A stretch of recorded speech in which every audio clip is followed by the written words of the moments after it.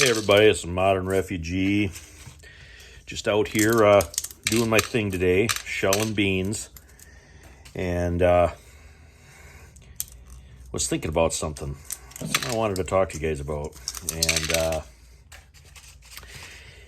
economic collapse. It's something that's always talked about on the YouTube prepping channels. People talk about it. The collapse of the dollar, the debt getting us, and all that stuff. And I've seen a lot of economic problems in my life. I'm in my 50s, and we live in Michigan, and Michigan is definitely known for its economic ups and downs. And then, to make it even worse, we live sort of at the cusp between farmland and agriculture and the factories in the cities. We're kind of on that edge. And everybody that I knew growing up was either related more or less to one of those other industries. It had something to do with the automotive industry or it had something to do with farming. Well, when there was a downturn in the automotive industry, now everybody got laid off and they went back to farming. And when the farm,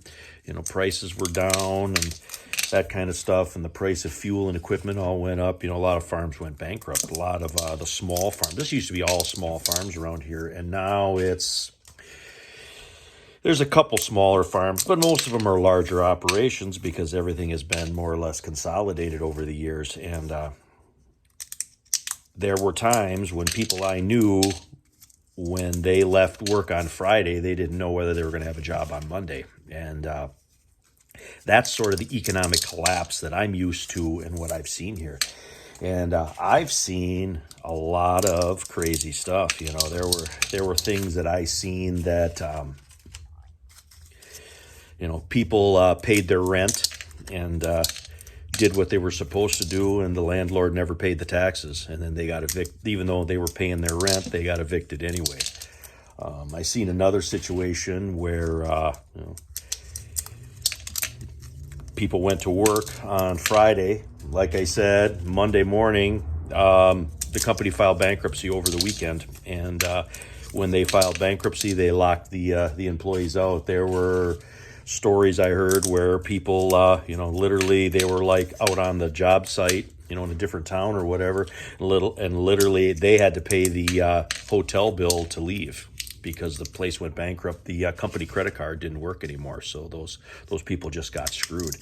And I seen another one where people I knew they had sort of a verbal contract, I guess, which is a bad thing to begin with, but they had a verbal contract to buy this house that they were living in. And at the end of it, when they had everything paid, or thought they had everything paid, the landlord said, "No, that wasn't a verbal land contract. I was just renting you this house."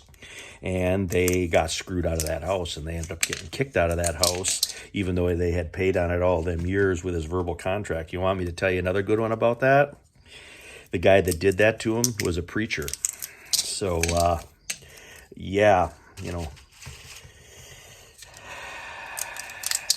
business, it's a heck of a thing. And I was always taught, growing up, you're going to have bad times. And in between those bad times, you're going to have little pockets of good times. And in those good times, you take every precaution that you possibly can to make ready for those inevitable bad times that are coming around again. And the loss of income because of a lot of different things, whether it's illness or, the contracts got canceled or, the stock market crashed. There's just so many different reasons that can cause economic problems. I know a lot of people that, ran into economic problems because they got sick and couldn't work no more or got hurt. And, it takes a long time if you get hurt on the job to get anything out of workman's comp. It takes years. And in the meantime, you lose your house, you lose everything that you have because, it takes that long. I mean, I got another example here. This was a family member, worked a factory job, worked a union job, and worked a lot of overtime, did what they were supposed to do, got laid off, filed for their unemployment, never got it. And they said, oh, because you quit a job before that was the reason they gave. You quit the job before you had that job. Well, the reason they quit that job is they went to the better job at the factory, right? And then got laid off. And it took literally a couple of years. They finally did get the unemployment, but that had to be fought for, and that had to be pending. And, it was, in the meantime, they had to go figure something else out. So economic collapses are just right around the corner for everybody. You think you got all the money put aside in an investment or something, and that whole thing can go to heck.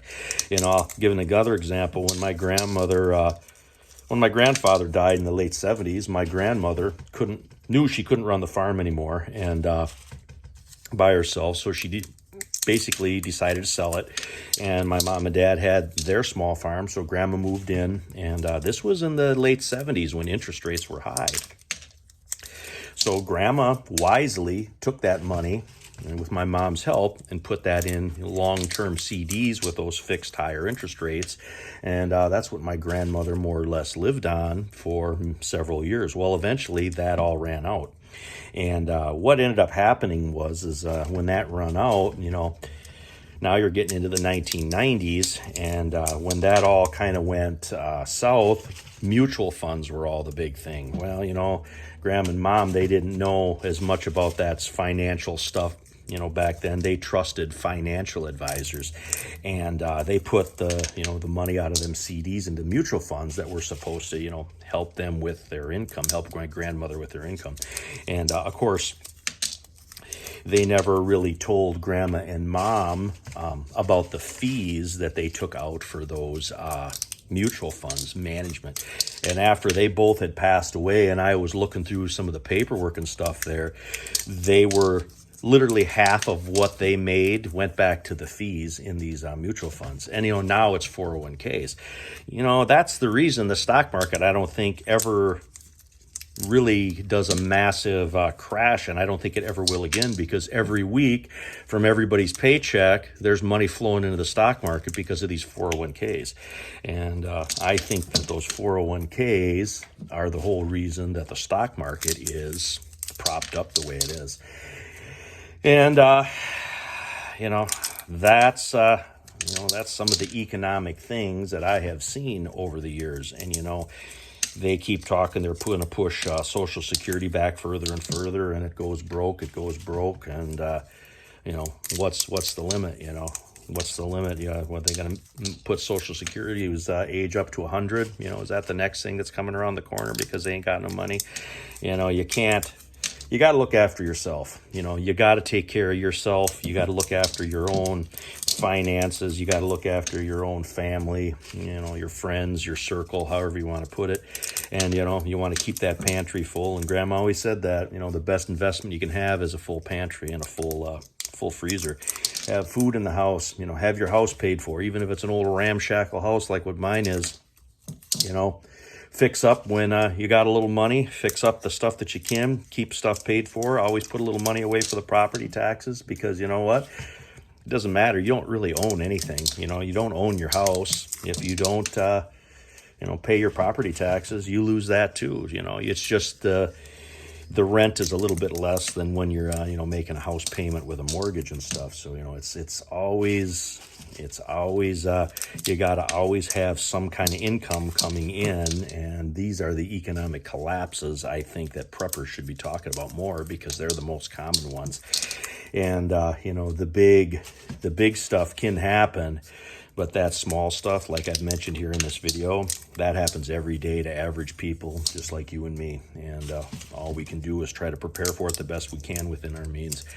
But anyway, this is Modern Refugee out here just shelling beans and having a talk with you guys. I appreciate each and every one of you out there. I always hope that I put something back into the preparedness community that has given me so much over the years. And I appreciate all you guys out there.